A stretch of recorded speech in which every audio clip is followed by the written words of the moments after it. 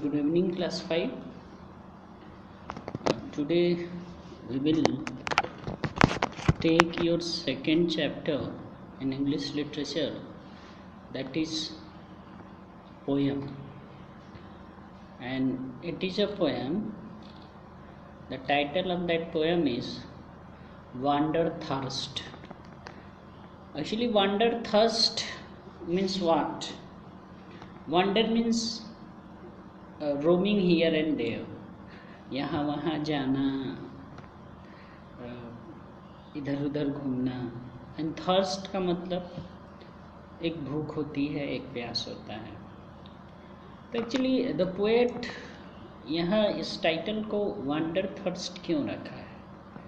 Now it is also important things, you should consider it. And this poem is written by Gerald Gout. He is the poet of this poem. So he has written this poem, and this poem is actually his own, inner sense of wandering here and there. जो कवि है, जो writer है, जो poet है, he wants to go beyond this, this worldly cares, worldly life, and whatever he wants to go. Now I am going to read this poem and I will try to describe it in Hindi, so you can understood the poem concept also, saransh also. Beyond the east the sunrise. Beyond the east, पूरब में जहाँ सूरज उगता है उससे कहीं परे. Beyond the west the sea, पश्चिम में जो समुद्र है उससे कहीं परे.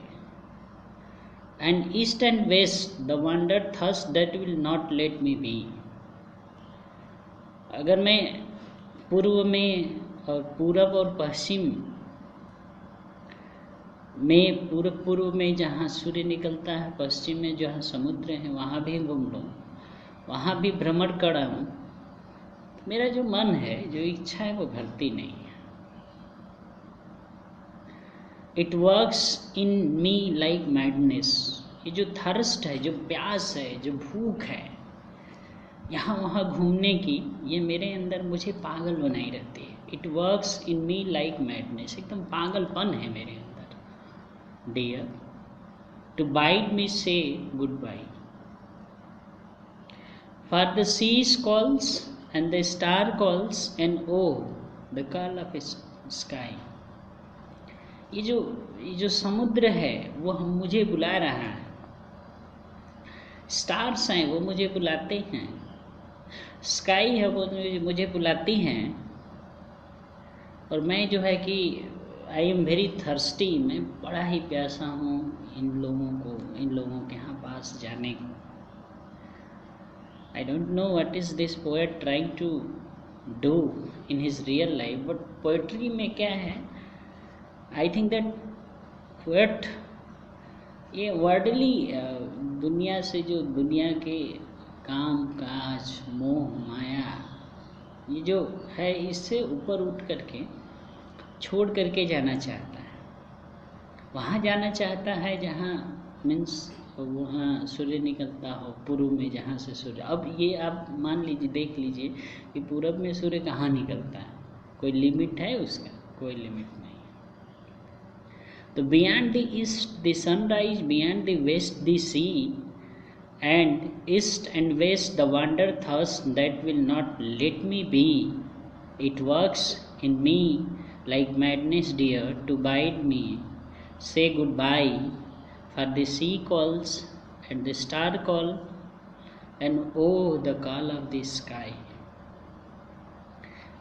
फर्स्ट पैसेज में एक्चुअली ये नेचुरल चीज़ों के बारे में बात करनी कि क्या क्या नेचर है, किन कौन कौन सी चीज़ें इनको बुला रही हैं, और ये बियॉन्ड जाना चाहते हैं, इन सब चीज़ों से बियॉन्ड बहुत ऊपर जाना चाहते हैं.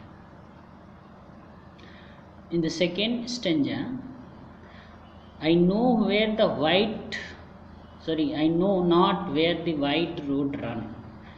अब ये वाइट रोड किसको बोल रहे हैं? अब आप इमेजिनेशन करिए, कल्पना करिए वाइट रोड क्या हो सकता है। ये होरिजोन जो होता है, जैसे आप देखते होंगे एक तरफ से देखिए तो पूरा जो है कि वाइट रोड की तरह दिखता है। होरिजन जहाँ लगता है कि सूरज और आसमान और पृथ्वी मिले उसको होरिजन बोलते हैं। तो होरिजन जहाँ मिलता है ये इसको एक वाइट रोड का जो है कि संज्ञा देते हैं, नाम देते हैं। आई नो नॉट, मुझे नहीं पता, where the white road runs, ये जो रोड है कहाँ ले जाएगी मुझे। Nor what the blue hills are, और ये जो नीले नीले जो पर्वत होते हैं, जो पहाड़ियाँ हैं, ये कहाँ ख़त्म हो गई, कहाँ ले जाएंगे। But a man can have the sun for a friend and for his guide a star. लेकिन एक आदमी इनका करने के लिए एक आदमी का दोस्त कौन हो सकता है? सन हो सकता है। सन उसको राह दिखा सकता है और स्टार उसका गाइड हो सकता है, उसको राह दिखाने वाला हो सकता है। But a man can have the sun for a friend and for his guide as a star. Stars जो हैं ये क्या हो सकते हैं? उसके गाइड हो सकते हैं, उसके पथ प्रदर्शक हो सकते हैं। And there is no end of wishing when once the voice is heard। ये कह रहे हैं कि यात्रा का कोई अंत नहीं। There is no end of voicing, इस यात्राओं का कोई अंत नहीं है। वेन, जब, वंस एक बार द वॉइस इज हर्ड, एक बार आवाज़ सुन ली जाती है, इसके बाद यात्राओं का कोई अंत नहीं है। चलते जाइए चलते जाइए चलते जाइए। For the rivers call and the road calls and oh call of the birds। कौन कौन बुला रहे हैं? नदियाँ इनको बुला रही हैं, रोड बुला रहे हैं, बर्ड्स बुला रही हैं। और ये क्या करना चाहते हैं? ये इनका जो है ना भूख है, उनका जो प्यास है जाने की, वो बढ़ रही है।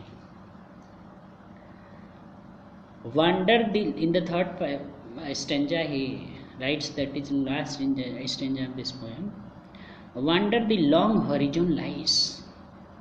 मुझे नहीं पता कि कितने दूर तक ये हॉरिजॉन जो है, लॉन्ग होरिजन जो है वो पड़ा है। And there by night and day the old ships draw the home again and the young ship sails away। Now look at it, क्या इमेजिनेशन है।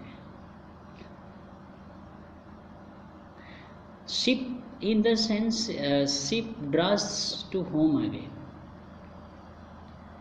and the young ship sails away and old ships draw to home again। ये कहना चाहते हैं old ship means क्या?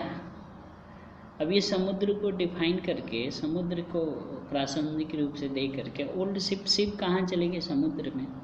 तो जो खराब हो जाती हैं वो घर को लौट आती हैं। तो कहने का मतलब ये है कि खराब हो जाती है घर को लौट आ जाती हैं। जो अच्छी जो है कि शिप्स होती हैं वो जाती हैं सेल करने समुद्र में। एंड कम आई मे, ऐसा हो सकता है मैं भी आ सकूं। बट गो आई मस्ट, लेकिन मुझे जाना ही है, मैं जरूर जाऊंगा।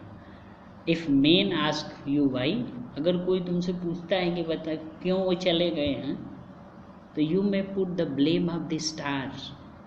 आप क्या कर सकते हैं? स्टार्स को, तारों को आप ब्लेम कर सकते हैं कि वही ले गए हैं सब उसको। You may put the blame on the stars and sun and the white road and the sky. तुम स्टार को ब्लेम करना, तुम सन को ब्लेम करना, तुम वाइट रोड को ब्लेम करना, तुम स्काई को ब्लेम करना।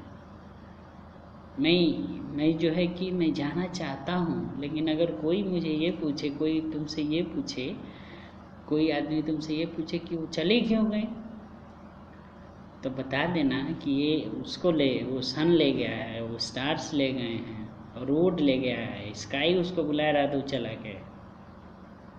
सो this is the poem there. Writer जो है ना वो भूखा है, यात्रा करने का भूखा है। और वो बहुत सारे ऐसे नेचुरल चीज़ें हैं जो उसको अपनी तरफ अट्रैक्ट करती हैं, और अट्रैक्ट होने की वजह से वो उनके पास जाना चाहता है। इस पोएट्री में यही दिखाया गया है। बेसिकली दिस पोएम, अगर इसको एक जीवन से, सत्य से जोड़ा भी जाए, तो कहीं ना कहीं इसका एक भी तात्पर्य ये है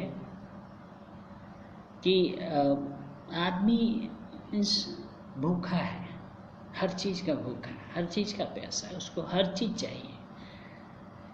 दुनिया की शानो शौकत चाहिए, लग्जरी चाहिए, पैसा चाहिए, नाम चाहिए, शोहरत चाहिए, मतलब everyone is thirsty here. So this is the poem explanation. So I think now you could come to know about this. That will be understandable for you. So thank you very much, and I will send you the poem also today, so that you can also read and understand by this video explanation of this poem. Gerald Gout, the poet is. Thank you very much.